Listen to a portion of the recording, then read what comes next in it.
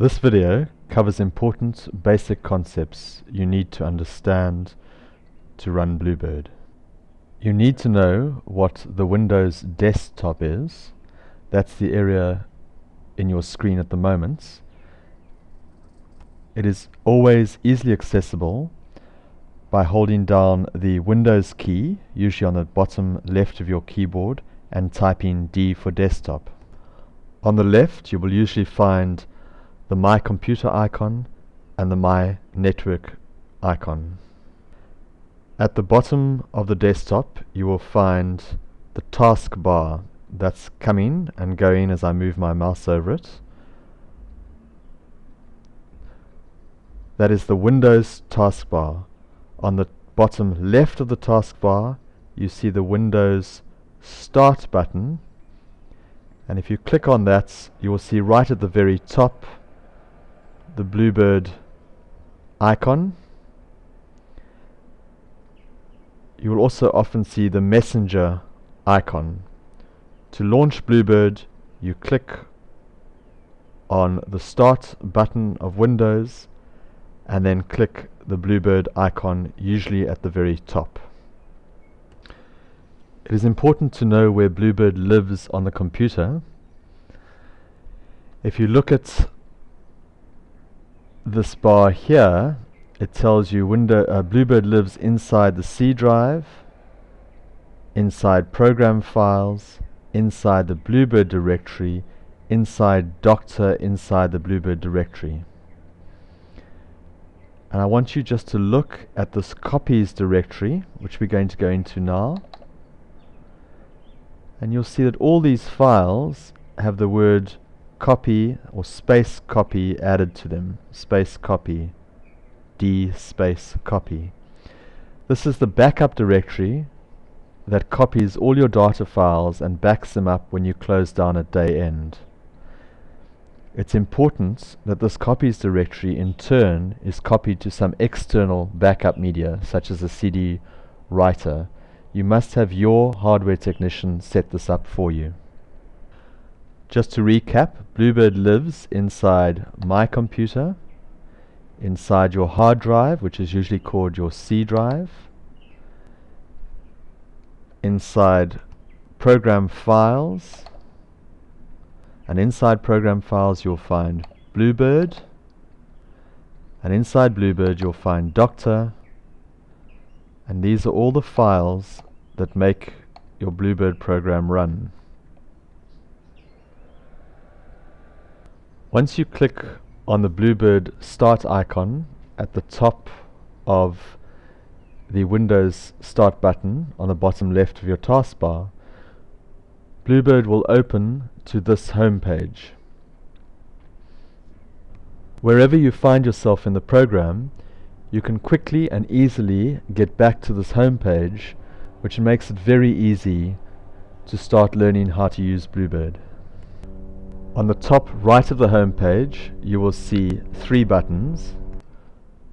The button on the left of these three is consistent throughout the program, and it is meant to emulate the maximize button on any window in Windows. It's this button here. The problem is sometimes this button is hidden and one can click on this to maximize the window. I'm just going to see if the window that you're interested in looks like that, and you click on this, it'll maximize the window for you. This middle button is meant to look like a STIFFY drive or a STIFFY disk. That is the icon for your external backup. If your system's set up correctly, when you click this icon, it'll take all the files that are in your copies subdirectory of Doctor and back them up to an external site.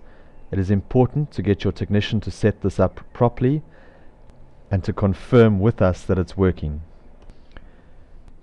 This is the Bluebird close button. At the end of every day, one clicks on this button and it will do two things. It will print day sheets covering all the financial transactions that have occurred that day, and will give you the option to do a local backup while the program is closing down. In other words, to take your data files and make copies of them inside that copies subdirectory inside Bluebird Doctor. I'm now going to click the close button. You'll see you get three options. One can either cancel, which we'll do now to get back to the home page, or you can close down with or without a local backup. We strongly recommend that you always choose the yes option unless you're cancelling the process. We actually recommend that at lunchtime you close down and do a backup as well as at the end of the day. I'm now going to go back to the home page by cancelling this process. I'm quickly going to cover a number of other buttons that you can go into more detail later. This is a disclaimer just telling you about the license agreements. This is access to a medical dictionary. This is access to help. This is the connection to the internet that will fire up Bluebird Communicator or Messenger. These are clinical notes buttons, either for notes or for procedures. This is your inbox mail that you've received in, usually encrypted electronic mail, and this is mail that you're sending out of Bluebird. These buttons are to allow you to make an EDI batch and to send it. This is a calculator. Wherever you see this icon in the program, it will bring up a calculator like this.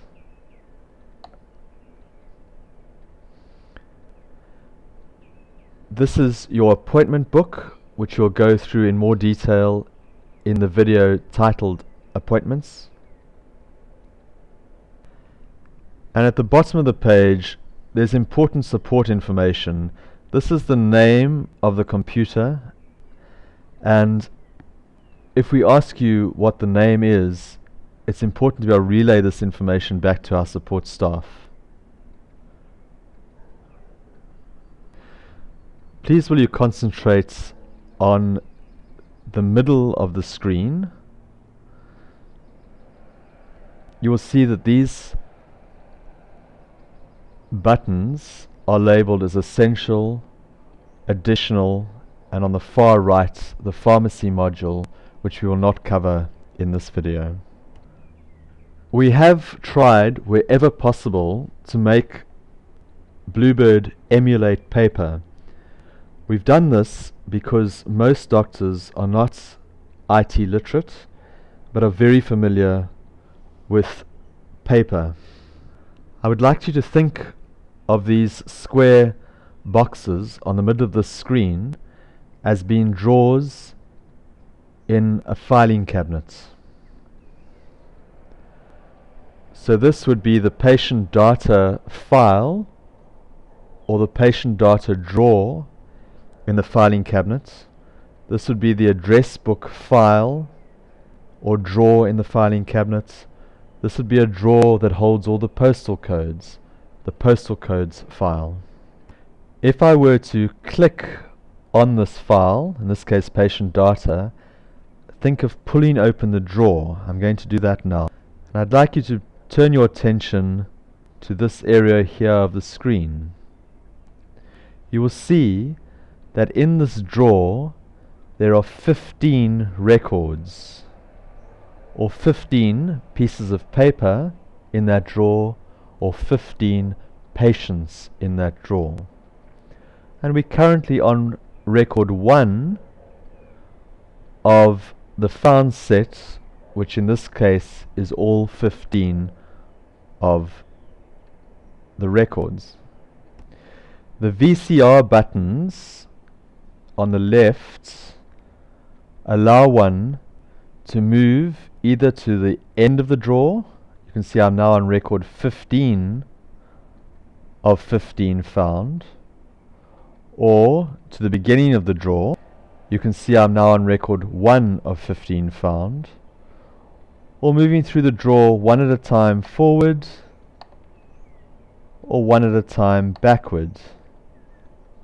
Watch that number there.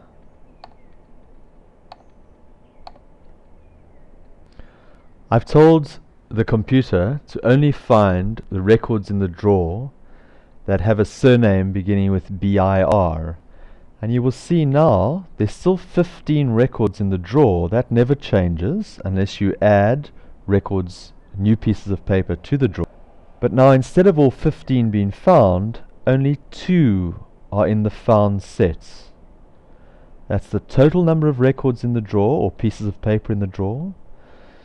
This is the record you're currently on, and this is the number in the found set. And you can see of the 15 records, I've only found 2. I'm on number 1 of 2, and now I'm going to move to number 2 of 2 by clicking, and you can see I'm on record 2 of 2 now. The next concept I want you to understand is the concept of a field. A field is a small discrete area of the screen where information is trapped that only applies to that label.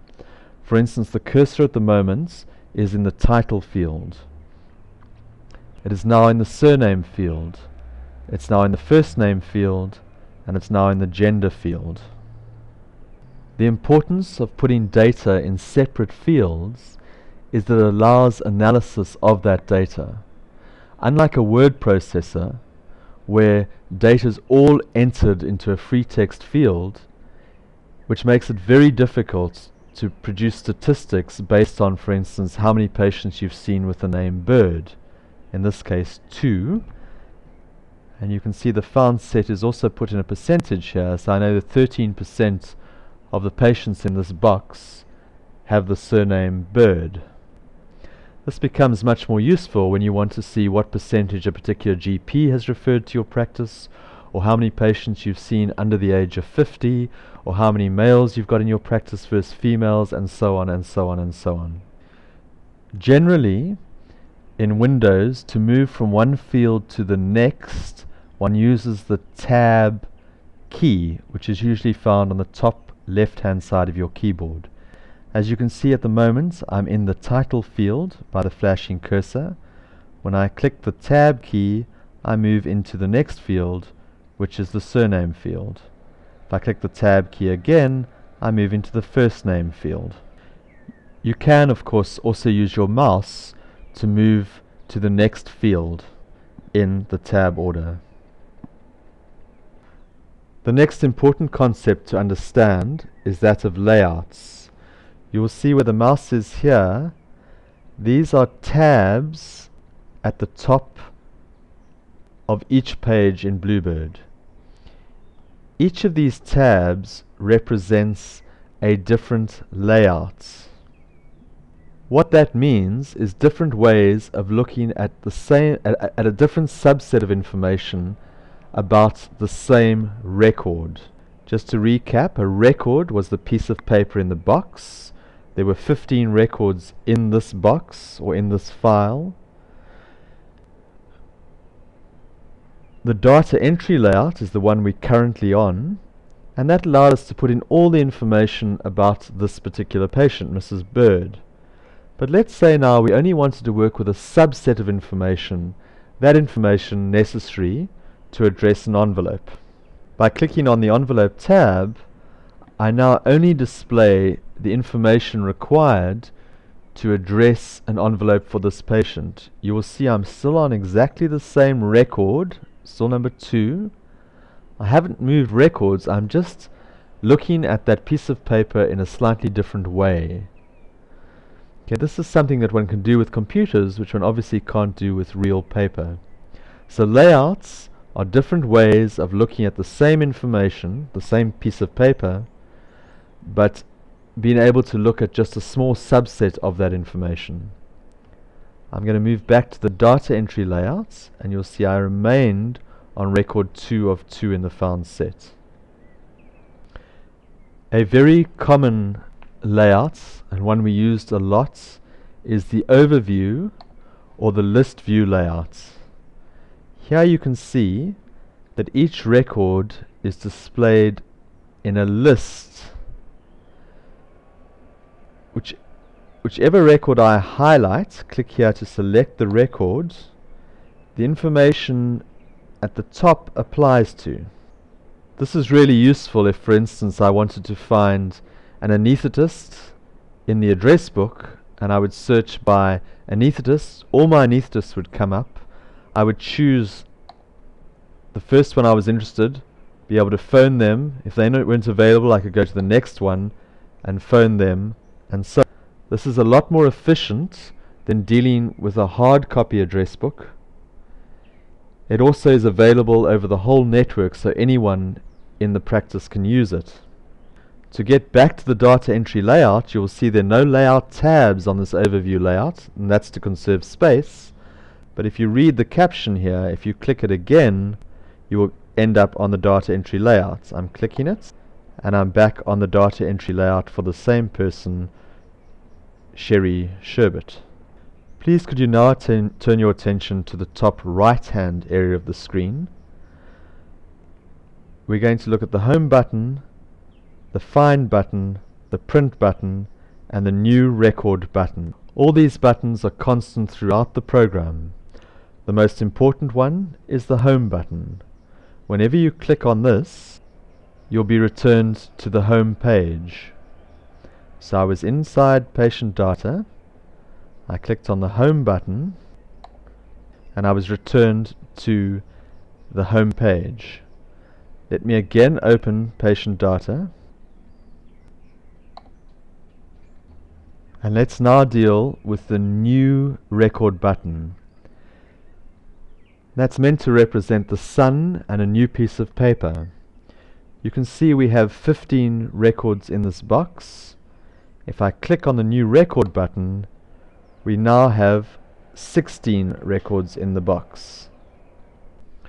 So the new record button will make a new piece of paper in the patient data file, or a new piece of paper in the drawer that contains all your patients. The print button is straightforward. If one clicks on this, a print dialog box comes up. Your Windows default printer will be found here, and you have the option to either print the found set, which is the records being browsed, or the record you're on, the current record.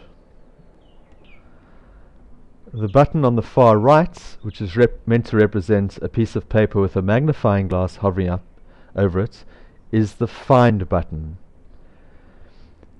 If I click this button, you'll see all the fields become blank. On the patient data file, we also bring up a big red find mode button. That's simply because when you're learning to use the program, one normally starts using it in the patient data, and people forget they're in find mode and think they're entering patients. All the fields are blank. One can then type in whatever criteria one wishes to tell the computer to find by. In this case, I'm just typing the word bird under the surname, and then you click the find button again. The computer has gone and found all the patients in that box that matched the criteria that we typed in this case the surname Bird, and you'll see it found 2 of 16 records. In other words, 2 patients in the patient data file had the name Bird. I'm going to do it again for you. Click the find button, everything goes blank, type in something, hit the find button again. And one isn't limited to what you can find by, unlike most other programs. For a medical program where you're interested in statistics, it's important that you can find by whatever criteria you wish. So now I'm going to find by the number of patients in the box that have an age of 45. Find, type in 45, hit the find button again. And you can see that there are 4 patients in this box that have an age of 45, or 25% of my play patients in here are 45 years of age. So just to recap the concepts that you need to understand, the first is that of a record, and think of the number of pieces of paper in the box. On each record are fields, discrete areas where data of the same type is entered. Each record can be looked at in different ways, different layouts, and these are layout tabs.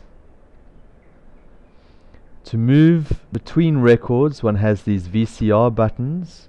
This will take you to the very end of the box, to the very beginning of the box, back or forward one at a time.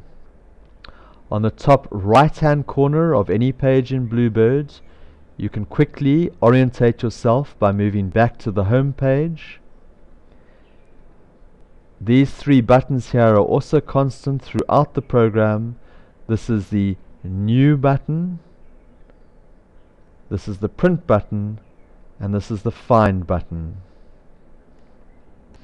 I'm now going to pull open the address book drawer just so that you can see the same concepts apply in every file that you open, and then I want to introduce a new concept of pop-up lists. I'm now going to click on that drawer.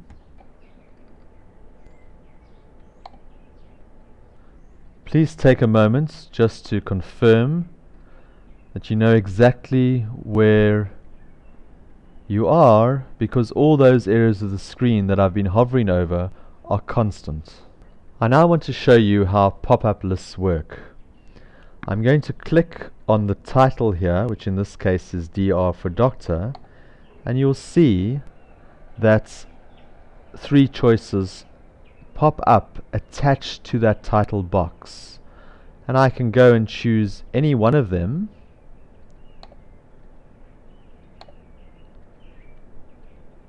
This makes data entry easier.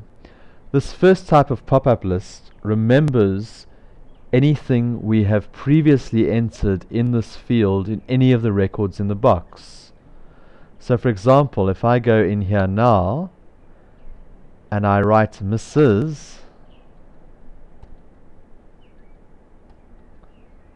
and I click out of the field and I come back to it, you'll see that Mrs. is now one of the choices.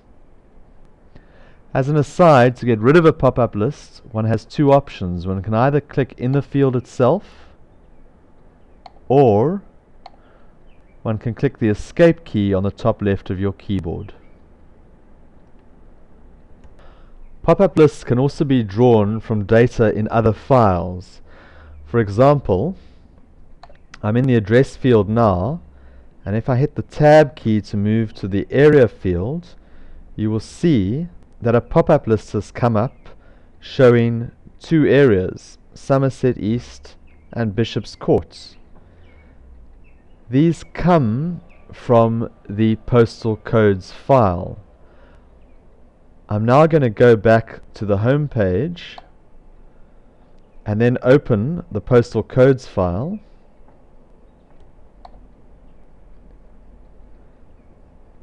And you will see that this is a list view of all the postal codes in the country. There are 8,658 records in this box. Now, it wouldn't be useful for you to have all those 8,000 pop up each time you clicked in the address field. So one has the option to go and tick off the areas you're interested in. And you can see here that box is now ticked, and this is for Actionville, Benoni. By the way, that there signifies a PO box, that signifies a street address. If I now go back to the address book, I can either click on Home and then open the address book again, or I can take a shortcut here to the doctor's address book. and you can see I'm back in the address book. If I now tab into the area field, you'll see that there are now 3 addresses in this address book, including the Benoni one that I just selected. If I click on that, you can see that this is Actionville Extension, Benoni, and the postal code. Everything's auto-entered for you. Now, it's obviously important to have ticked off the postal codes you're interested in the address book if you want that pop-up list to work. Similarly, in patient data, unless you have the referring doctor entered in this address book or doctor's address book, it won't be in the pop-up list in patient data. Let me show you what I mean. I'm going to go back home. I'm going to open up the patient data. I'm going to click in where it says postal address, and I'm going to tab into the area, and you'll see the addresses that come up are the same addresses that came up earlier in the address book, the 3 that we ticked off in the postal codes. Further down, you'll see there's a field for the referring doctor. If I tab into that, you'll see it brings up a list of 4 doctors. Those are all doctors that were in the address book we were just in.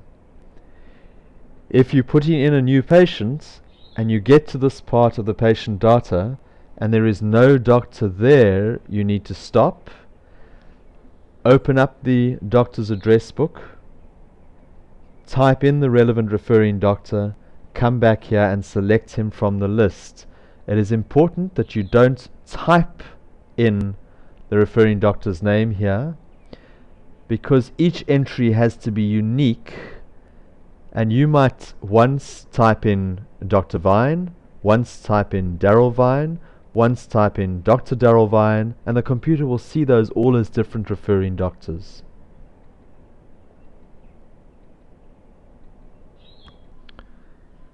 So if I was in this field and I tabbed down to the referral field, and this patient was actually referred by Dr. John Soap, who wasn't in here, I could either click on the home button and open up the address book, click the new record button to make a new piece of paper, a new record for the new doctor, or I could take the shortcuts here that says doctors, which essentially does those for me in one step.